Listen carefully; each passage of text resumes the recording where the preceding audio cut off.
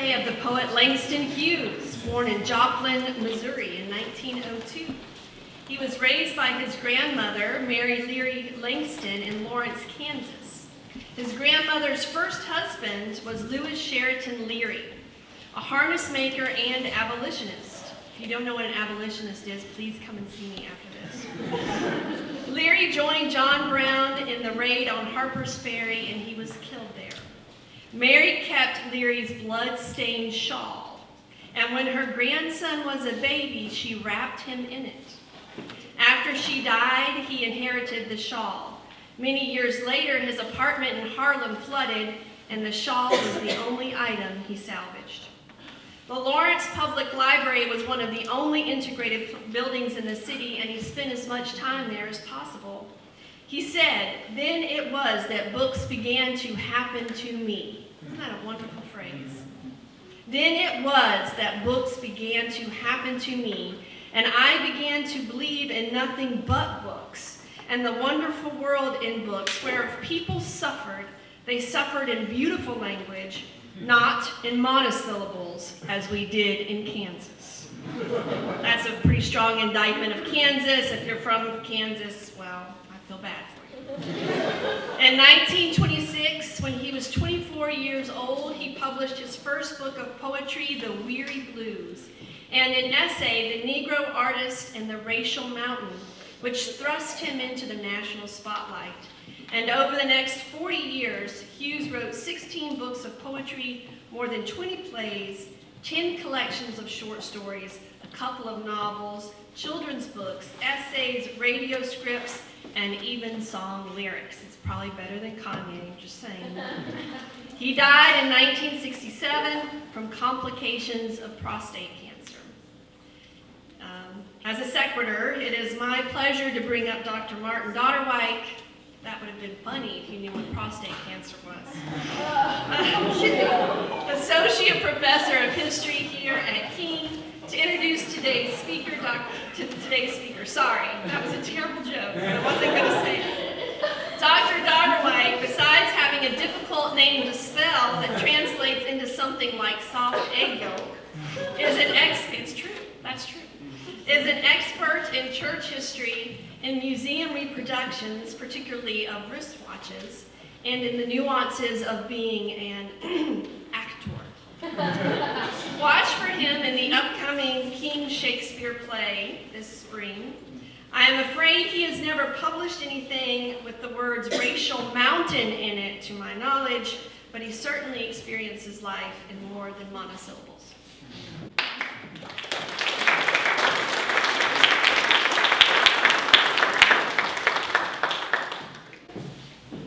That was surreal. It does mean soft egg yolk. Thanks, ancestors. I appreciate that. Tim Larsen and I were in college around the same time. He graduated in 1989 and I in 1990 from Wheaton College. And we were not in the same undergraduate discipline, but have ended up doing similar things academically. We crossed paths occasionally when we were both living in Britain. He living in England, but doing his PhD in Stirling, while I was in Edinburgh in Scotland, and we've been able to stay in touch occasionally at conferences through the years. In some respects, we have gone along a similar track. We both study church history.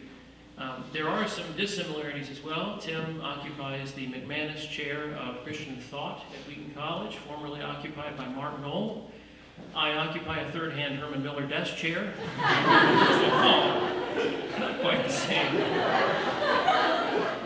Tim has published, by my count, has written or edited some 15 volumes about various aspects of church history, especially in the Victorian era. I have published fewer than 15 volumes of church history and things. We also have the distinction of both having starred in our senior class films. In 1989, every class was given about $400, which at the time was a lot of money, to make a film. Tim starred in his senior class film in '89. I starred in mine in 1990. And in spite of our other differences, Tim no longer is on stage, whereas now I am. Thank you. Just try that again. I am now. There you go. I appreciate that. I had the opportunity occasion to go back to this volume in preparation for Tim's visit. And this, along with his book that came out in 2014, the award-winning volume, The Slain God, on the history of anthropology and Christian faith, both laid the groundwork for the talk today. And what I'm so impressed with, going back to, is the way that he embodies good historical virtues. Going through this book, you see the things that we try to inculcate over and over in history classes, which are always look at the evidence. Don't take anything for granted. Hear the voices that have maybe been muted in the past and find a picture of the past that is more true and that leads us into more knowledge for the present. Few things could be more relevant for us now than Tim's morning talk on faith and science. Please join me in welcoming Tim Larsen.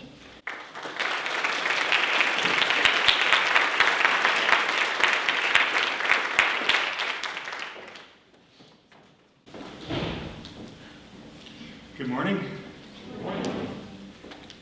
I am a historian, and I want to get the claims and the facts right, so I'm going to mainly read to you my text, but I will look up occasionally to demonstrate my social skills, so it'll be all right. My goal in this talk is to help you see the false claims and assumptions that undergird the common notion of a war between faith and science. The warfare model became established in the Victorian era. In the warfare model, the 19th century is when the human race learned enough to realize that faith is not credible. In any event, if some daring and receptive souls had discovered this earlier, it was the century in which this realization became widespread. So in this warfare telling of it, those people who were intelligent and brave and keeping up with their reading, therefore inevitably lost their faith. As my work in my book, Crisis of Doubt, on the conversion of secularist and atheist leaders to Christianity reveals, as well as the many leading Victorian intellectual Christians, this is simply a false picture of the relationship between faith and learning in the 19th century. The intellectual claims of orthodoxy were actually quite compelling to many of the bravest, smartest, best-read people. Even people who had often, for decades, been atheist leaders who were vehemently had a bias against Christianity would come to faith and articulate reasons why faith and modern thought cohere. The so-called war between faith and learning, specifically between Orthodox Christian theology and science, was manufactured during the second half of the 19th century. It is a construct that was created for polemical purposes. The main architect of the notion of a war between theology and science were anti-religious scientists and advocates of secular education. An enormously influential book in this regard was John William Draper's History of the Conflict Between Religion and Science, 1874. Draper was a professor of chemistry at New York University. And he's an example of a scientist fueling the notion that the relationship between faith and learning should be viewed as a conflict. His book was so successful that it went through 15 editions in the first half of the century of its publication. A famous successor in the same vein was Andrew Dickson White's A History of the Warfare of Science with Theology in Christendom, 1896. White was the founding president of Cornell University, an upstart institution that used its secular stance as a way of setting it apart in the market from the old Ivy League schools, which still, for example, had mandatory chapel attendance. Draper and White were not simply describing an ongoing war between theology and science, but rather they were endeavoring to induce people into imagining that there was one. In order to do this, they repeatedly made false claims that the church had opposed various scientific breakthroughs and developments. For example, Draper and White encoded into popular thinking the erroneous notion that Christian orthodoxy had insisted for centuries that the earth is flat. A standard version of this urban legend includes a tale claiming that Columbus's expedition was opposed by church leaders on the grounds that it was based on the heretical notion that the earth was round. It has been so effectively disseminated that even Christians generally assume that it is true. I went to the bookshop at Wheaton College where I teach maybe a year or two ago, and there was this popular Christian book, and it was explaining how Christians should be more transparent and vulnerable, And it gave as a model for doing this a church, I think in California, that had done an apology series. And they had done 5 things we apologize for as a church. And they had run these kind of sermon series. And one of the apologies was, we're sorry for saying the earth is flat. They didn't need to apologize. The church had never said the earth was flat. So it was just, they would imagine this urban legend be true when it isn't true. In fact, Christian theologians have always declared that the earth is round, from the early church through the medieval to the Reformation period and beyond. Even the Venerable Bede, a monk living in the 8th century, after the fall of the Roman Empire and before the reign of Charlemagne, a period which used to be called the Dark Ages because of the low point of human learning that was seen there, asserted this unequivocally.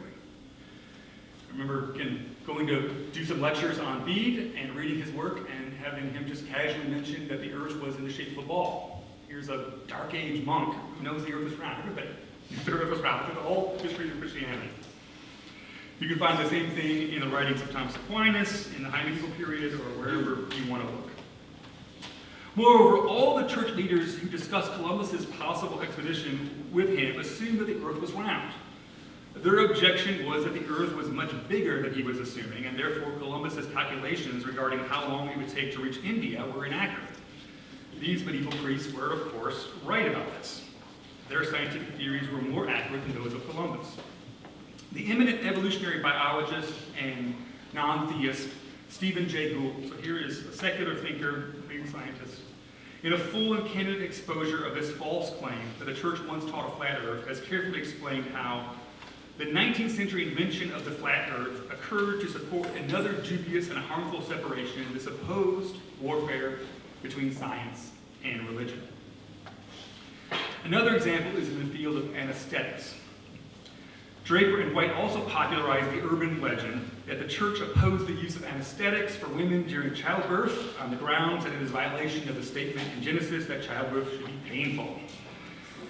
In 2006, Deborah Bloom, a Pulitzer Prize-winning science writer and a professor at the University of Wisconsin-Madison, wrote in the New York Times, when 19th century doctors began using chloroform to alleviate the pain of childbirth, the Scottish Calvinist Church declared it a satanic invention intended to frustrate the Lord's design. This is simply completely wrong. It's a made-up quote for a made-up church.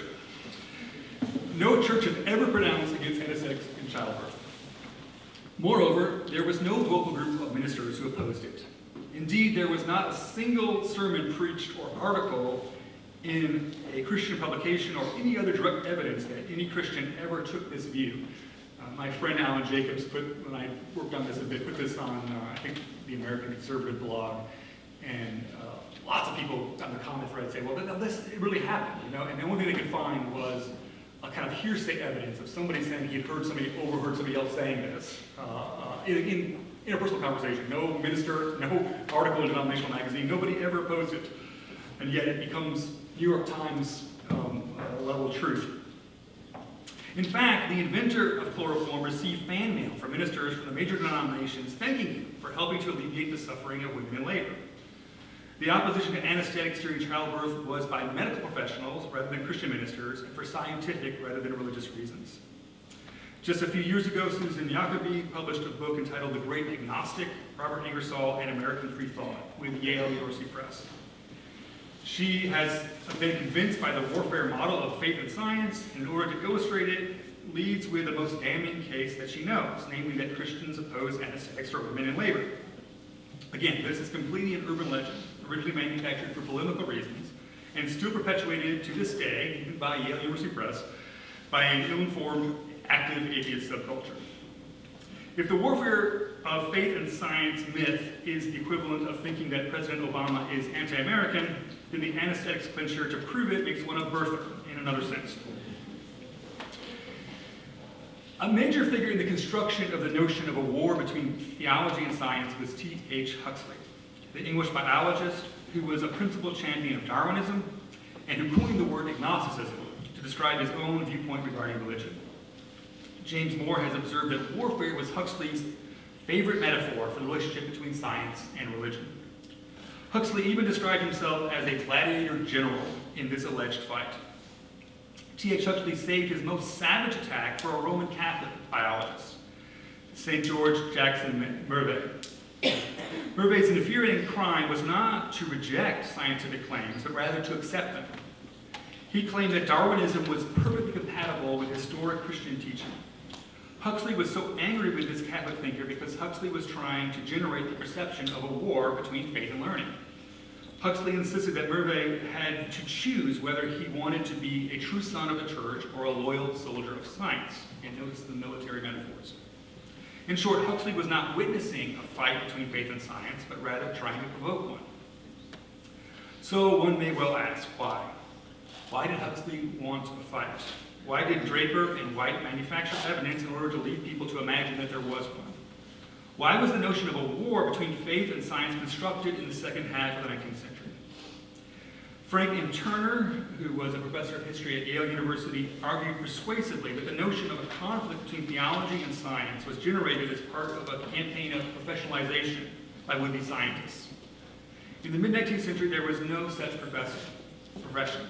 Charles Babbage, the brilliant mathematical thinker who conceived the first programmable computer, observed in 1851, "Science in England is not a profession. Its cultivators are scarcely recognized even as a class. Our language itself contains no single term by which their occupation can be expressed." In other words, this is before there were scientists. Instead, there were only men of science, a term like its counterpart, men of letters, that referred more to the leisure pursuits of gentlemen rather than what someone did to earn a living. Until several decades into the 19th century, there were only two universities in England, Oxford and Cambridge. Both saw classics, that is, the literature and philosophy of ancient Greece and Rome, as the rightful core of a university curriculum, and therefore had few faculty positions in natural sciences. Moreover, in order to hold a position at these universities, one would need to be ordained in the Church of England, and thus also a clergyman. The same would have been true of schools for children and youths. There were no state schools until 1870, and therefore most schools, especially the elite ones like Eton, Harrow, and Rugby, had an explicitly Anglican identity. Indeed, being a priest in the Church of England was widely seen as the most sensible way to make a living for someone who had scholarly interests he wished to pursue. The Christian ministry was a learned profession that allowed one considerable time to invest in intellectual pursuits of one's own choosing. You probably know this if you read Jane Austen novels and other kind of Victorian novels where gentlemen are always thinking about, should I become a clergyman? I know a man who ended up becoming a bishop, but he says very candidly in his memoirs that he just became ordained because he wanted time to pursue his own intellectual projects, and that was the one profession where he would earn a living and be able to do his work. So that's how it happened. Therefore, most scientific work in England was being done by clergymen. Moreover, much of it was remarkably good work. Not only were many of the nation's greatest men of science also clergymen, but also numerous more obscure clergymen up and down the country were carefully, patiently, and accurately cataloging the natural world and discovering its secrets. One can see how this would be very annoying to Huxley, who wanted to be a man of science himself, but not least because of his agnostic views, was unable to make a living either as an Oxbridge professor or as a clergyman. In fact, as celebrated as Huxley was, his career was not as a university professor or some other such position that we would assume to be a fitting one for a scientist of his reputation today. Rather, he was fortunate to make a living by lecturing at the Government School of Mines. And even this opportunity would not have been available earlier in the century. Huxley and others who aspired to turn scientific pursuits into a profession therefore needed a war between science and religion. The purpose of the war was to discredit clergymen as suitable figures to undertake scientific work in order that the new breed was created by eliminating the current men of science. It was therefore tenaciously asserted that the religious convictions of clergymen disqualified them from pursuing their scientific inquiries objectively. More to the point, however, was that clergymen were undertaking their work for the sheer love of science, and thus hindering the expectation that it would be done for money by full-time scientists. Clergymen were branded amateurs in order to facilitate the creation of a new category of professionals, and then they were branded as biased or anti-science so as to exclude them from competing in this new profession. Another example I have is Francis Galton was a secular scientist. He wrote a book called English men of science, Their Nature and Nurture, 1874. And Galton really wanted to make this case that you couldn't be a good scientist if you were a person of faith. So he sent out a huge survey to all kinds of scientists, and he asked them this question. And unfortunately, they all sent back, the data came back overwhelmingly. No, there's no problem with having faith and being a good scientist. And himself being a good scientist, Galton, he just ignored his data. He just wrote in his book, you can't have science and faith together, even though his own data as a scientist had proved the opposite by his own collection. So you've got to have the conflict. He needs it. If I can make a sort of detour into the social sciences, while less scholarly work has been done on this, I think a similar professional dimension is a significant factor in the perception of a war between faith and anthropology. Anthropology section now, okay? I've spent the last several years studying this and ended up writing a book, which was published in 2014, The Slain God Anthropologists in the Christian Faith. In a professionalization reading of the situation, missionaries needed to be labeled biased amateurs in order to make room for a new category of professionals, the anthropologists. Anthropologists have been so forceful in their attacks on missionaries precisely because missionaries are so good at doing excellent anthropological work. Indeed, anthropologists have a hard time competing with them. The heart of good anthropological research is fieldwork, and missionaries are simply in the field, carefully observing and recording much, much longer than almost any anthropologist can expect to be. A dirty secret of anthropologists is that they sometimes steal much of the results from the work of missionaries, often lean on them heavily while in the field, and they go about disparaging them ever after in their careers. Therefore, anthropologists need to say that the faith commitments of missionaries disqualify them from doing truly good scholarly work in order to open up a space for themselves as the professionals.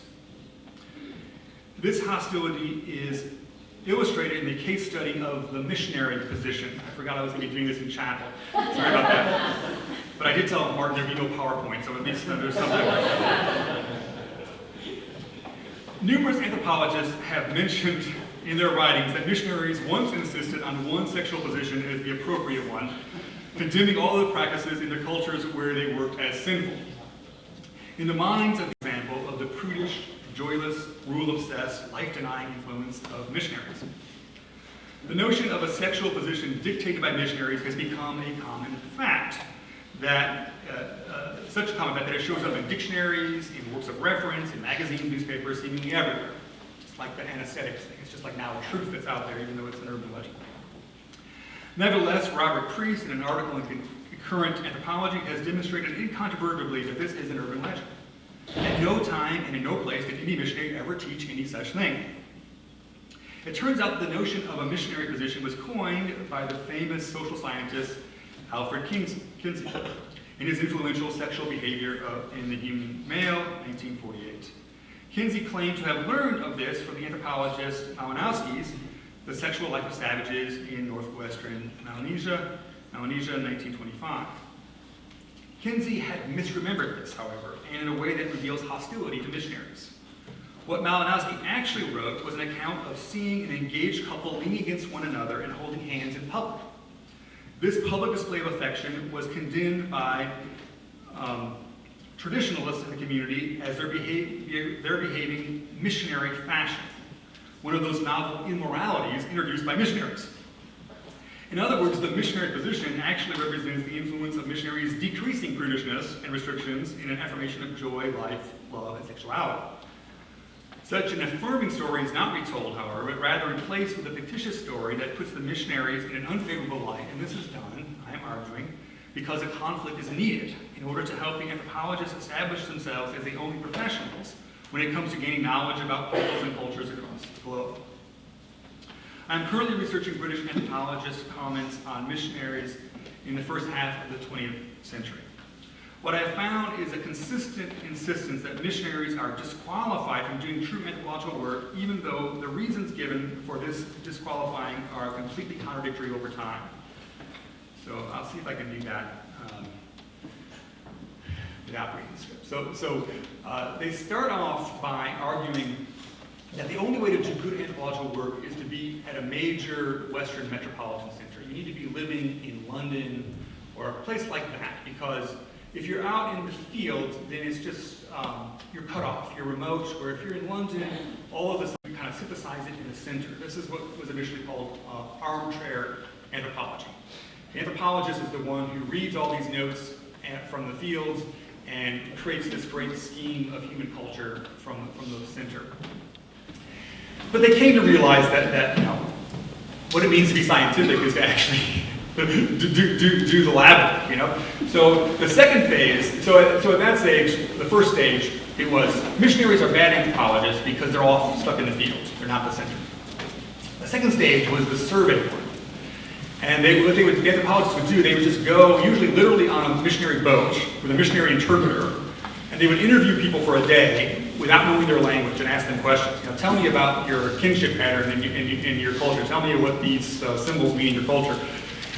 And they argued that as anthropologists, they had a kind of special Gnostic knowledge of culture that allowed them to learn more about these cultures in one day of interpretive survey than the people who had lived with them for decades understood about them. And so they were the professionals, and the people in the field who kind of were theoryless and therefore lost. Well, that didn't work in time.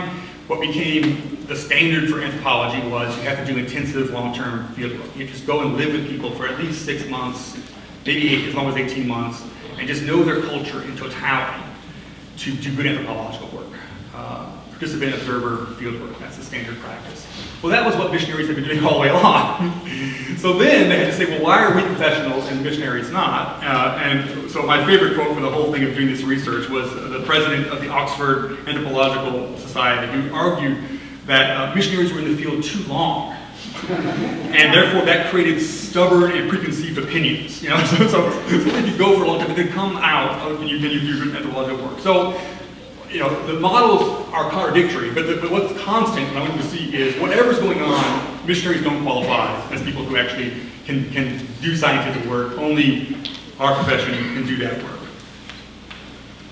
Suspicious of the assumption that it was something intrinsic to the nature of modern discoveries that caused the perception that faith and learning were at odds. I am suspicious specifically of the assumption that the advance of scientific knowledge in the last 150 to 200 years has created an unprecedented problem for the reconciliation of faith and learning. The story of the 19th century is actually one in which Orthodox Christian ministers, theologians, churches, and denominations accepted dramatic scientific developments with remarkably little fuss. Christians quickly accepted the new findings of geology, for example, and an earth that is millions of years old was the standard view among clergymen even well before Charles Darwin's On the Origin of the Species, 1859. So they're already old Earth before Darwin. Likewise, the introduction of Darwinism into Victorian thought is not a story of denominations making official pronouncements against it or clergymen lining up to attack it, but rather of widespread acceptance and even championing of it by ministers and theologians. The Warfield model is often advanced by focusing on Bishop Wilberforce opposing Darwinism in a debate with T.H. Huxley. So, famous Wilberforce-Huxley debate. So this gets told all the time in textbooks and reference books, and what it's supposed to mean is here's Huxley who represents science as a follower of Darwin, and here is this stuck-in-the-mud bishop who represents a kind of refusal to accept new thought, obscurantist, kind of traditionalist, orthodox person. So the fact that Wilberforce opposed Huxley shows you that the church opposes science. Well, that debate happened at the very first meeting of the British Association for the Advancement of Science, which was at the University of Oxford, after Darwin's book had been published, within months of On the Origin of the Species. So the first time that the most prestigious scientific society in Britain was able to meet after the book was published, they had a debate about the book. You can't be obscurantist for having a debate about a new theory within months of it being discovered. It was a perfectly normal scientific exchange. Wilberforce was not representing the church, he was representing Oxford. He was not giving religious arguments, he was giving scientific arguments. So it has nothing to do with the conflict between faith and science. It has to do with a normal scientific activity of exploring new theories, but it becomes people's minds as proof that these two have to be in conflict. Indeed, the main champion of Darwinism in America was himself a devout evangelical Christian, Asa Gray, the professor of botany at Harvard University. Or to take another example, a major popularizer of evolution for evangelicals was the 19th century evangelist Henry Drummond, a colleague of the great Chicago revivalist D.L. Moody. Drummond wrote best-selling religious books, so popular kind of lay people buy these books for edification, in which he incorporated his assumption that Darwinism was sound science into evangelical theology. He would use Darwinism as a metaphor for the spiritual life. 19th century religious devotional books for evangelicals. These names are only illustrative. It would take a long, long time to list all the prominent Orthodox Christian ministers, theologians, and thinkers who accepted Darwinism promptly as good science that did not conflict with Christian teaching. Of course, one of the most famous ways that the notion of a warfare between faith and science has been implanted in people's minds is through evoking the case of Galileo. So I would like to take a few moments here to help you think about how I think, as a church historian, about the Galileo case. It is certainly true that Galileo's ideas about the nature of the solar system were investigated and condemned by the Inquisition. So what are we to learn from the fact that Galileo was condemned by the Inquisition for his work on the solar system? Well, what I learned from as a church historian is that the Inquisition was a very power-hungry, control-freak kind of institution. It had deeply anti-Christian views of power, and it hated when anybody wasn't under its control. That's what you see in the Inquisition. It's not really about science. So a lot more people who the Catholic Church has now canonized, has made into saints, were condemned by the Inquisition than people who were scientists. So you don't learn from that the Catholic Church hates saints. You learn the Inquisition was off and it's about. Joan of Arc was burned to death by the Inquisition. Galileo was only put under house arrest. Joan of Arc is now the patron saint of France, one of the most popular saints in all of Catholic thought. What do we learn from the Inquisition? Killing Joan of Arc. Nothing about anything structural other than how an institution could go awry. So what we learned from Galileo is simply this institution was out of control, and it liked to control anybody who looked like they were deviant. And that was almost always somebody who was exceptionally holy, rather than somebody who was exceptionally good at science. But Galileo falls under their censor as well, but it's not because there's this great long-term warfare between science and faith. The word fundamentalist comes from a series of pamphlets published in the early 1910s entitled The Fundamentals, a Testimony to the Truth. Remarkably, in the light of subsequent history, several of the contributors to this series that literally served to launch the fundamentalist movement were ministers and theologians who believed in evolution. The Princeton theologian B.B. Warfield, who is famous for championing biblical inerrancy, was one of them. Another was James Orr, a professor of apologetics in Scotland, who wrote the very first tract in the Fundamentals. Another was George Frederick Wright, an American biblical archaeologist. Nevertheless, later in the series came a couple anti-evolution tracts, most notably one by an obscure author entitled The Decadence of Darwinism. This was a sign of what the young fundamentalist movement was, where it was headed. After a full biblical generation of certain polemical scientists promoting the notion that there was a war between faith and learning, conservative Christians came to believe it, some of them. At this crucial moment, the war metaphor would be adopted by the other side. The great conflict, the battlefield of faith, and war on modernism. The result has been a widespread suspicion of mainstream scholars by the most conservative Protestants. The possibility of a vast, godless conspiracy by academics or scientists is a real one in many fundamentalist or conservative evangelical minds. The resulting anti-intellectualism, lamented and explored in Mark Noll's classic study, The Scandal of the Evangelical Mind, has taken a great toll. In other words, although certain strident secularist scientists in the second half of the 19th century constructed the notion of a war between faith and learning, conservative Christians deserve their share of the blame for having adopted and perpetuated this model in the 20th century and beyond. The notion of a war between faith and science has been so successful that now some conservative Christians can cavalierly dismiss evidence for global warming as a result of human behavior, not on the basis of countervailing scientific evidence, but on the very grounds that it comes from scientists, who we are our opponents that we're not supposed to trust. Huxley, I suspect, has got more than he bargained for. Well, to quote John Lennon, war is over if you want it.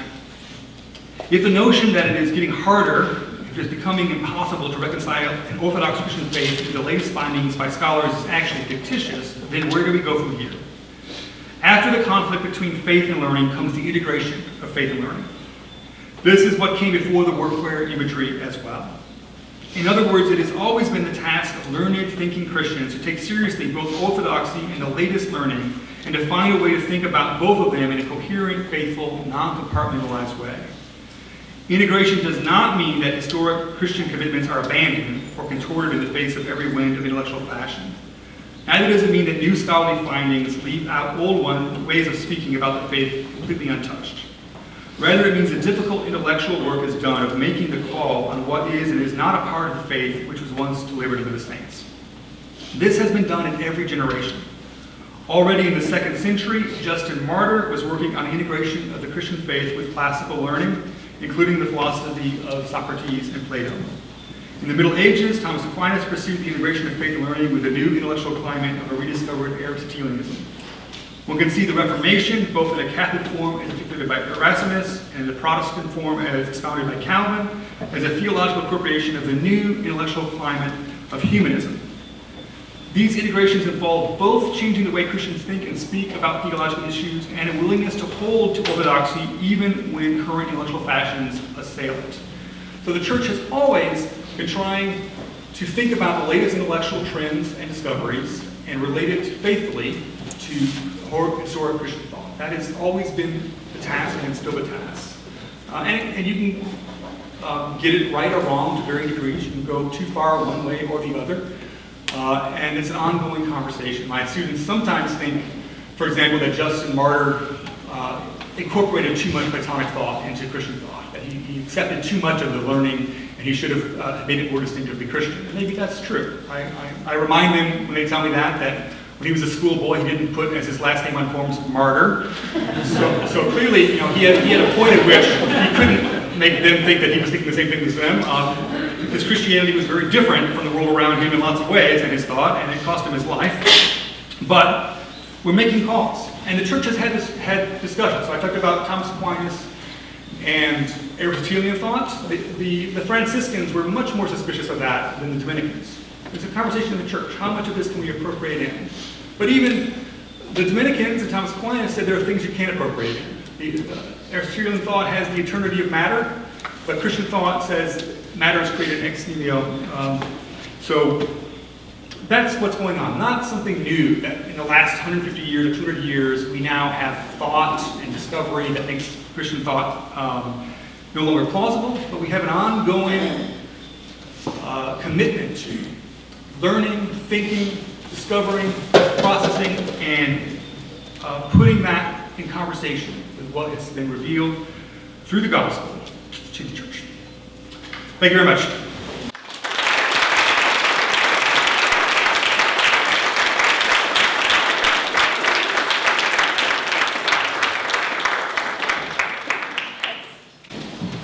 Well, if nothing else, you can know that B.O.B., is that how you say it, Bob? Guy who thinks that the world is flat, has never read the Venerable Bede. I'll be pretty much willing to stake my life on it. Tonight at 5:30 in First Presbyterian, there will be a reception for Dr. Larsen with free food. And at 7 o'clock, he will speak again. And next Monday, our own Elizabeth Swallow will give the student lecture.